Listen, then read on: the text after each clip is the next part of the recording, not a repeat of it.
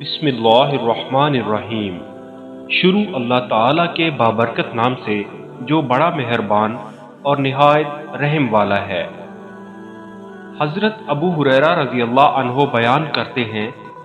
رسول اللہ صلی اللہ علیہ وآلہ وسلم نے فرمایا، اللہ تعالیٰ فرماتا ہے، میں اپنے بندے کے گمان کے ساتھ ہوں، جب وہ مجھے یاد کرتا ہے تو میں اس کے ساتھ ہوتا ہوں، اگر وہ مجھے اپنے دل میں یاد کرتا ہے تو میں بھی اسے اپنے دل میں یاد کرتا ہوں، اور اگر وہ مجھے کسی مجلس میں یاد کرتا ہے تو میں اسے اس سے بہتر یعنی فرشتوں کی مجلس میں یاد کرتا ہوں۔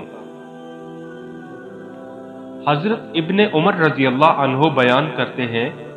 رسول اللہ صلی اللہ علیہ وآلہ وسلم نے فرمایا، اللہ کے ذکر کے سوا زیادہ باتیں نہ کیا کرو، کیونکہ اللہ کے ذکر کے سوا زیادہ باتیں کرنا دل کی کسادت یعنی سختی کا باعث ہے، اور سخت دل شخص اللہ تعالی سے کوسوں دور ہے۔ حضرت بریدہ رضی اللہ عنہ سے روایت ہے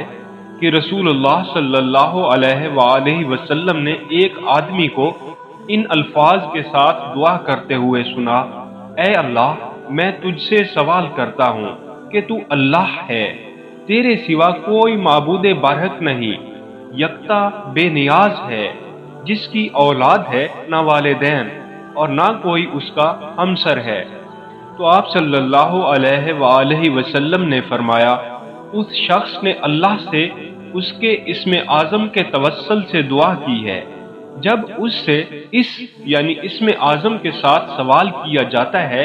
تو وہ عطا فرماتا ہے، اور جب اس کے ساتھ دعا کی جاتی ہے تو وہ قبول فرماتا ہے۔